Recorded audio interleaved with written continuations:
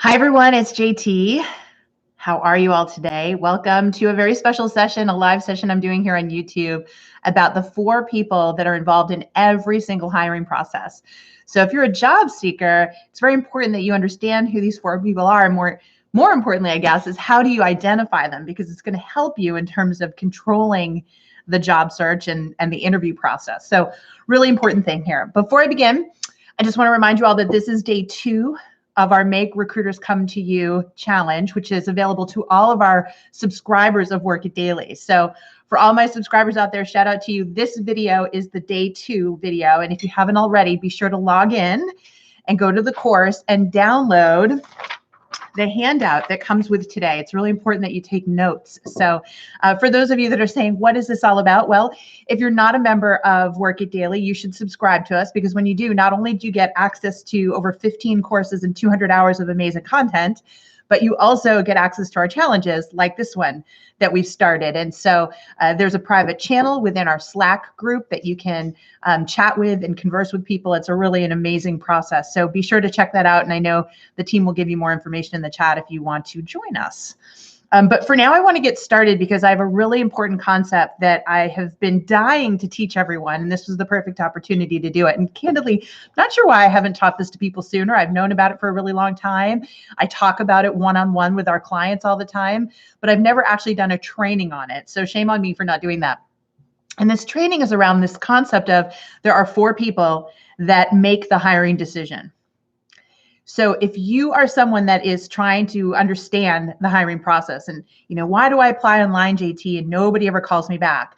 Well, if you're a member of Work It Daily and you're using our program, you know that the point is you have to go around the ATS, the online applicant tracking system, and you have to be able to connect with people like recruiters, right? So what if you could learn the secrets to understanding the entire hiring process so that you could not only make recruiters come to you, but you could get them to give you the information you need to understand who the key players are in the hiring process so that you could then put your best foot forward in the interview process and get the job. Doesn't that sound great? Well, there's actually a way to do that. You really can do that. And that's what I'm going to break down for you today. All right. So the first thing you need to understand is this little square that I've got going here. I actually have visuals today. And this is something that you're going to do going forward. Anytime you're focused in on a particular job opportunity, you should create one of these boxes. Now, where did I get this? It's not an original idea. No ideas are ever original. This actually comes from many, many years ago when I first started in HR and recruiting. I was tasked with coming up with a sales training program for new hires, right? So we're recruiting these salespeople, and I needed to come up with this training. And they had me introduce this concept by a company called Miller Heiman. So I've got to give them the kudos. This is a sales training organization that's been around for many years. And they had this concept that they called blue sheeting, where people would map out all the people, the decision makers in a sales process. Now, why are you saying, JT, what does this have to do with recruiting? Why do I care? Well, the truth is, as a job seeker, what do we tell you? You're a business of one, and you're selling your services to an employer. And this is a very complex sale, just like the sales process that this company, Miller Heiman, was teaching. So it occurred to me that you could take these same concepts, ideas, tweak them a little bit, but apply them to the job search process. And that's what I'm going to show you today. It's quite revealing. So what they came up with was that there are these 4 buyers in any sale. It means there's 4 people that have influence over the sale. And I would say the same applies to you when you're looking for work. Now, we always think about the one buyer, the recruiter, okay? And the truth is that recruiter is only one of these 4.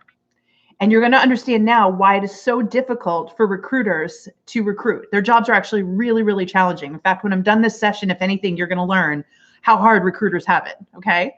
But this is my point. Let's take a look. So the 4 buyers, let's talk about those first. The technical buyer, which is the T, the user buyer, the coach or the champion, whatever you want to call them, and the economic buyer. Okay, so again, going back in time, the sales company says there are these 4 buyers and you need to identify them. So let me tell you what each one stands for. So let's start with the T, the technical buyer. So the technical buyer is the person that evaluates you based on whether or not you meet the criteria that have been set forth. Sound familiar? This is a recruiter's number 1 job. All the recruiters are technical buyers. The way they're evaluated on whether or not they're doing their job as a recruiter is whether they bring candidates that check all the boxes that have been defined by the organization. So yesterday's session in my video, I talked about one of the challenges recruiters face is that sometimes they've got one manager that says they want these 10 things and another manager that says they want these 5 things, and they're completely opposing. I deal with this all the time when I consult companies. We'll see these conflicting ideas of what the ideal candidate looks like. And then the poor recruiter is supposed to go out there and find all of these things and appease everybody, and it's just not possible. So what recruiters will do is something called an intake. They'll take a technical list and say, what are all the key criteria? What are the key skill sets? What are the must-haves in a candidate? Tell me what they are, and then I'm going to go out and I'm going to find them so that when I bring them back to you, you can say, check, check, check, check, check, check, check.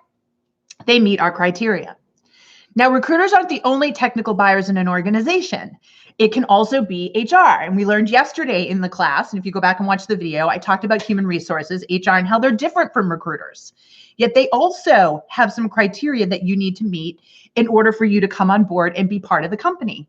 So HR could be in there. So I'm actually going to start to fill these in, okay? So we've got recruiters in here. And my terrible left-handed writing, sorry about that. We've got HR, okay? Sometimes it could be people in operations. Maybe you need to meet certain standards. So anybody that can weed you out and say you don't meet certain criteria would be what we call a technical buyer, okay? Could even be the hiring manager. The hiring manager might even be in this category because they've said, hey, these are the criteria I need this person to meet. So these are very important people for you to understand. And recruiters are technical buyers, but they're not the only buyers. And this is the problem. We need to understand all the other buyers in this process. So let's look at another one. Let's look at the user buyer. Now, who's the user buyer? Well, this is the individual or individuals who are going to actually benefit or use your services. So obviously, you're going to have the hiring manager here, right? The hiring manager is going to be a user buyer because, you know, they're assigning you tasks and jobs to do, and you're going to do them. But who else can be a user buyer? Your coworkers, other departments. There's all sorts of internal individuals that would be users of your service. So this is another sneaky place, right? Especially, I'm going to just give you a hint here with the coworker factor. Let me give you an example. Let's say you are trying to get a job and you meet with the recruiter and the recruiter says, yep, you meet all the criteria. Okay. So you're all excited. You're like, oh, the recruiter says I meet all the criteria. You meet the hiring manager who's going to use you in the services. Hiring manager says you meet all the criteria. And then you get hired and you come on board and all your coworkers are angry. They never got to meet you. They never got to choose you. Somehow you maybe got more responsibility than they did. Maybe they heard you got more money than they did. Well, they were user buyers and they weren't consulted in the process. And so their number one goal when you come on board is going to be to sabotage you because they didn't get a say in the decision. The decision was overruled.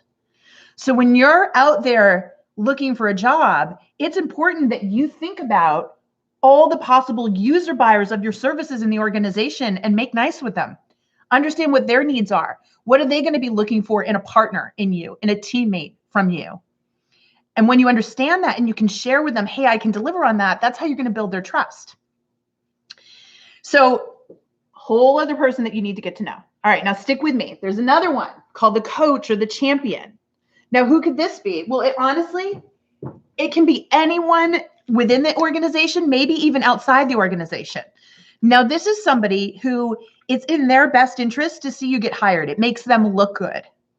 So this is why 80% of all jobs are gotten via referral, because referrals are generally coaches who are championing for you to get the job. Maybe it's an employee who's going to get a referral bonus by having you come on board.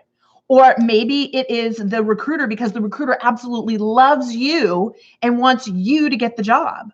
Or maybe it's a friend of yours who knows the hiring manager at the organization and really wants you to get the job so that, you know, they're helping out their buddy and you. They're helping two people. Your job in the hiring process is to identify as many coaches as you can. There isn't just one coach, just like there's not necessarily one technical buyer or one user buyer. The more coaches that you can bring in, the more people you can get to say, hey, I want him or her on my team. I want to make sure that person gets that job, the better. Especially if you get the recruiter who's a technical buyer and HR who's a technical buyer and the hiring manager, and you get all the users, all the coworkers. When you get those people saying, I want that person, now you've got them here. That's a really good sign. In fact, the majority of the time when somebody comes to me and says, I didn't get my dream job, we can usually pinpoint it to the fact that they didn't have any coaches in the organization. They had nobody rooting for them. All right, that leads me to the last one, and this is pretty important. This is the economic buyer. This is the one person who can say no when everyone else is saying yes. So you have the hiring manager who says yes, HR, recruiting, all the coworkers, everyone's saying yes, and all of a sudden they say, one last step, we want you to meet with the vice president, or we want you to meet with the CEO. CEO meets with you, and in 5 minutes she decides you're not the one. She gets a bad vibe, you're out. That's an economic buyer. It is the person that can make the final buying decision. Now, sometimes the hiring manager is wearing all of these hats. That's the ideal situation. When the hiring manager is your coach, they want you, is going to benefit. They're the user, they're the technical buyer. They agree that you have all the skills, and they're the economic buyer. That's the perfect dream situation. But that rarely happens, folks.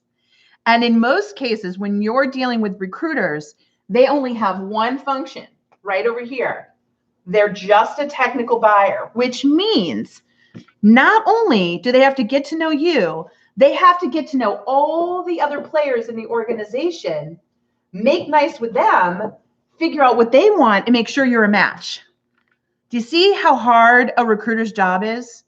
It's extremely challenging to be a recruiter today. Because I've got to make sure that the economic buyer, the one person that can say no when everybody else says yes, I need to know what their yes signs are. I need to make sure that everyone that you're going to work with is going to be happy with you. I need to make sure that, the hiring manager is certainly happy with you. And I've got to make sure that there's some people internally that are rooting for you so that I know that you're going to get the job.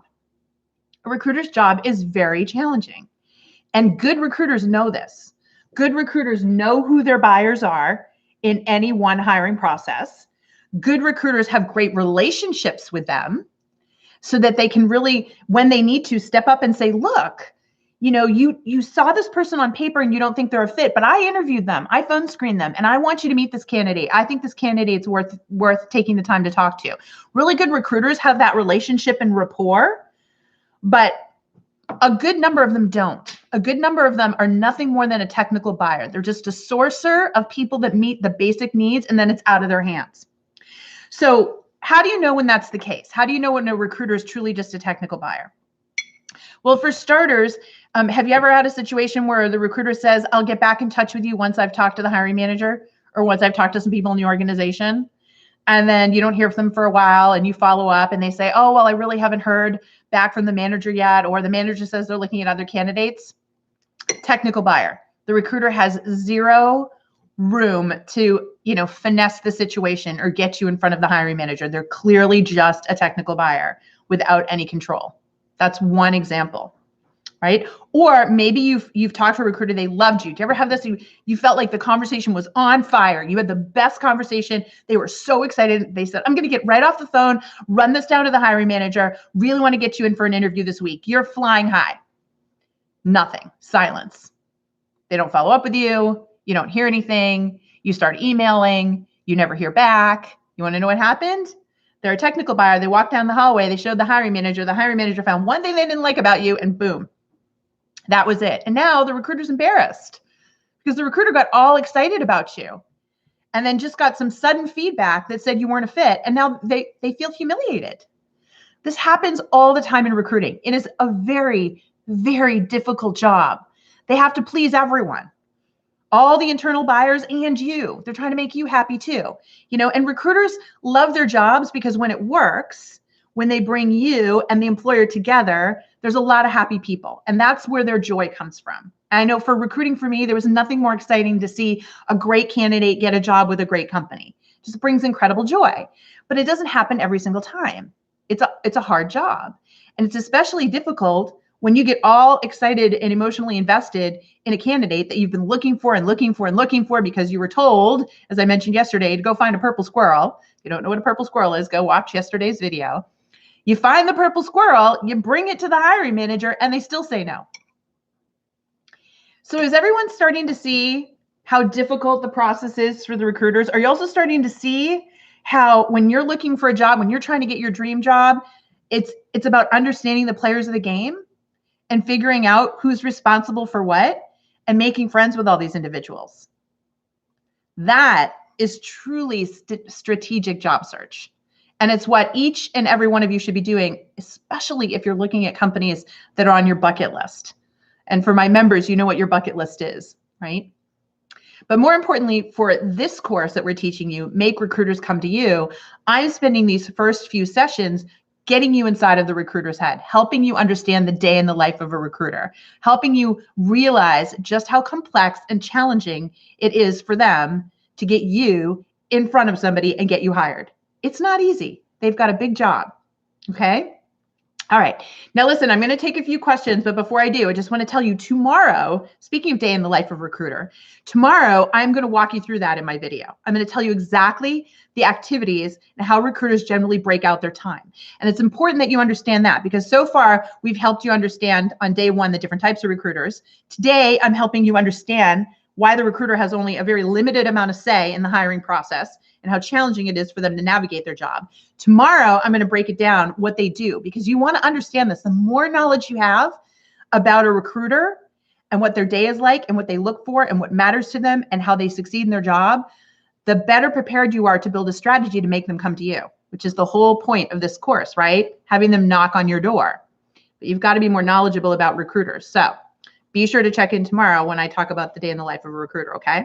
But now I'm going to stop here and see if people have any questions regarding this. So did this make sense to everyone? Let me ask you that first. And if you do have a question, put the word question in all caps and I can jump in there and ask them for you. And so I see one comment here. I was in the similar situation 4 months ago. I called back and emailed and talked to 3 other people who work there and they referred me again to HR, but still no response, right? Okay, so some of the chatter that's happening here today, people are understanding. You're talking to the recruiter, you're not getting response. You're trying to reach out to other people. They have a conversation with you. They keep telling you to go back to another person. Well, this is all information that helps you understand who is in which category. If they keep sending you back to a certain person, you know that person has some clout. They could be a technical buyer, a user buyer, even an economic buyer. And you've really got to figure that out. This is why applying online, by the way, sidebar, when you just sit and apply to jobs online and it goes into a big black hole and you never hear back from anyone, that's because the technical buyer is the ATS system that's screening you out. 97% of people that apply online never hear from the company because the ATS system is the technical buyer and it literally screens you out. And then you got to get through it, if you're lucky enough, a call with the recruiter, and the recruiter is another technical buyer that can screen you out.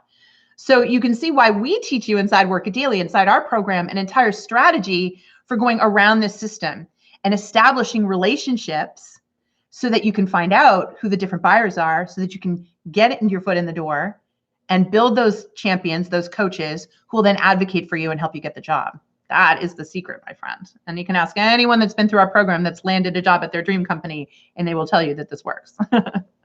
Okay. So excellent. So it looks like this is helping. Great. David says, so if there are 4 different people must approve before they hire me, how do I get on everyone's good side and not just the person interviewing me? Great question, David. Right. What you need to understand is the needs of each person.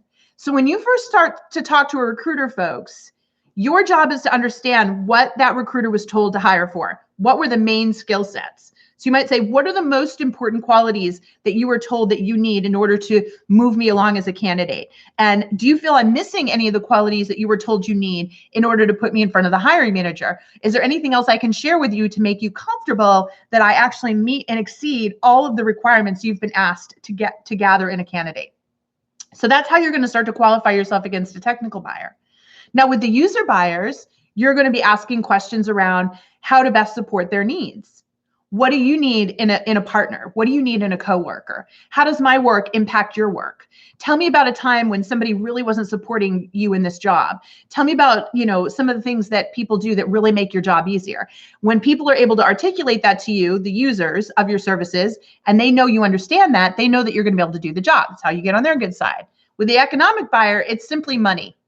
Do you look like you're going to offer the return on the investment? Do they feel that you have all the qualities that they need you to have in order to be a good investment? Because you cost money. Just a reminder to everybody, it's about 130 to 140% of your salary that a company has to spend. They have to pay taxes. They have to pay benefits. It's very, very expensive for people to hire you. So the economic buyer is going, I want to get this right the first time because I don't want to train you only to see you not work out or leave us, right? The turnover cost is very expensive. So this is why companies at the end really start to drag their heels in making a decision about hiring you because they're hemming and hawing about, is this the person or not? It's a really scary investment for them. So that economic buyer is looking to really check every technical box and say, yes, I can see that you are going to deliver. This is why in our course, the interview prep guide, if you're a member of our program, we teach you how to answer all of those questions in a way that proves your return on investment. There's a whole technique that we teach you that validates that you do in fact deliver results. And that's what an economic buyer needs to hear when they're questioning you. And as far as the coach and the champion goes, this is just somebody who you figure out it's in their best interest. They'll look good if they refer you. Right? Maybe, like I said, maybe they'll get a bonus. Maybe they'll get recognized for bringing in a great hire. Maybe they just know they're going to alleviate the stress of the person that they're referring you to. You have to identify that. So it's your job, David, and everybody else listening here today to understand that. And one of the things that you can do is, and you're going to learn in future, episodes of this particular course, is how to befriend a recruiter. So you're going to learn that if you join this course, because we're going to say, hey, if I know that the recruiter needs me to meet certain needs, if I know the recruiter needs to look good, how do I make them look good? How do I make them do their job well? How do I make their job less stressful? When you see that, when you do that for recruiters, it's a total game changer because now they want to work with you. Who doesn't want to work with somebody that makes life easier? So when you understand that, now the recruiter can become your coach or your champion. Now the recruiter can guide you through who the users are and who the economic buyer is and what you need to do to impress that person. So developing a relationship with recruiters is vitally important in order for you to get those opportunities. Okay? Excellent. All right. Very good. Another question I see is, as a college student looking for internships, how can I impress an economic buyer when internships inherently have high turnover? Well, that's a story for a different day, Delaney. You should definitely join our job search program in order to understand that. But the basic thing to understand at the internship level is that you need to impress the recruiter first, okay? You're not going to get anywhere. That's something that all of you should understand. Do you all see this? If you don't impress the technical buyer first, you're not going to get a shot at impressing the economic buyer or develop relationships with the user buyer or even build a coach. Step one is understanding the needs of the technical buyer and doing the best that you can to meet their needs. And one of the things that I'm going to be talking about in later sessions in this Make Recruiters Come to You, folks, is your brand.